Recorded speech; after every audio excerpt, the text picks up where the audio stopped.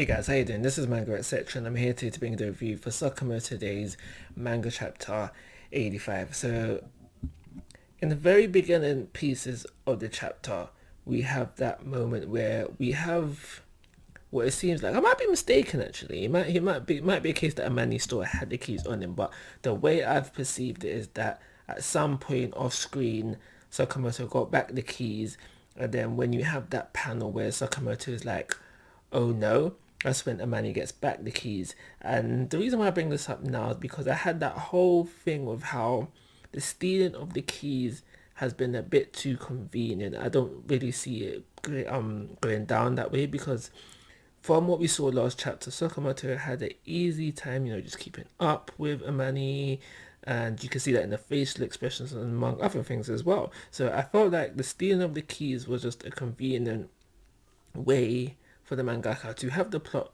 move in a certain direction. So the whole key thing came up again within this chapter, regardless if it was just letting us know Amani still has the keys or him actually stealing the keys again.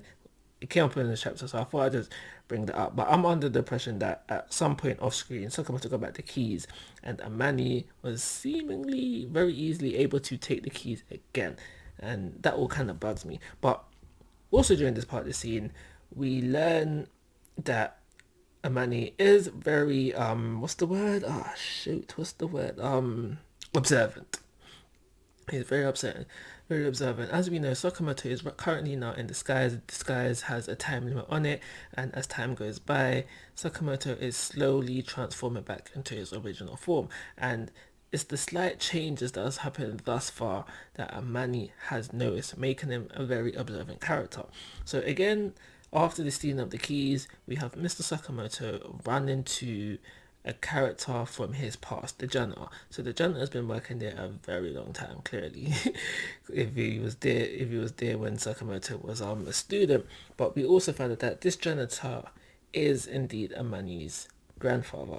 And this is where we get into a bit of a backstory about Amani. Just basically, we don't learn much, but we just basically learn that Amani was brought up within the JCC. And now, also with this janitor, we do have him have a passing line where he says, "You're getting soft, Sakamoto." So obviously he's recognized Sakamoto within this guy. He's like, "Yeah, I can sense your aura," kind of thing, that kind of vibe. That's the kind of vibe I was getting from it. But he also just mentioned that, yeah, Sakamoto, you're getting a bit soft. You're getting a bit soft.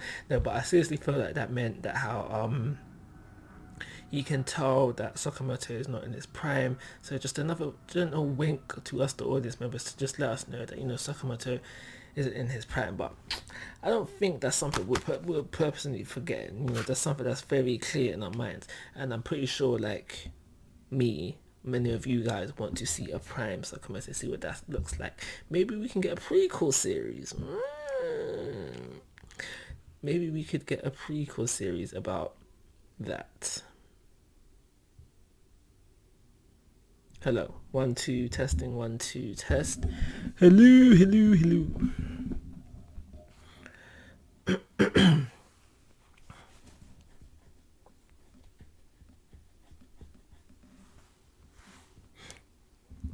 So after everything with the general, we flip back over to Amani, and we basically find out that he's searched the whole of the facility, the school, trying to find out where this database is, getting pretty mad about it. And because we can't find the database, because obviously we know why he wants to find the database, we see him flashback to the murder of his mother. So we're basically in this moment seeing his motivation for everything that he does. And then after that flashback, he gets a phone call from our bad guys, basically just giving him another choice, another option. Okay, cool. You couldn't find a database. Alright, cool. Shut down the security system for the JCC. And Money just asks, okay, if I do this, what exactly are you guys going to do? And then our villains reply, we're going to repeat what happens in the JAA. So the way I see things rolling out from here is that the security system will be shut down, but we won't get a repeat of what we saw in the JAA. They will feel like they will infiltrate, there will be some confrontation, there will be some fights, but I don't feel like we'll get a repeat of that. I don't know why, it's just how I feel. We've got a lot of characters within the JCC, that should be able to help, should be able to give some of our villains a hard time. Like I've said previously, the old people in the series seem to be doing bits, and we have a teacher here who's seen to be doing bits so far. So we'll see what happens there. So, but that's basically what I'm predicting right now. So overall, this chapter was a bit of a learning experience for Amani, a bit of character expansion. Not really gonna call it growth because he didn't really grow in this. He didn't grow out at all in this chapter actually, but character expansion. So we have learned about Amani broadening his horizons for, I don't know, something to come later on down the line. We'll see about that. So for those reasons, I am going to give this chapter a 3-star rating. And like always, guys, I'm asking for your thoughts and opinions. If you haven't already, please go to my YouTube channel. But most importantly, take care. Have a nice day.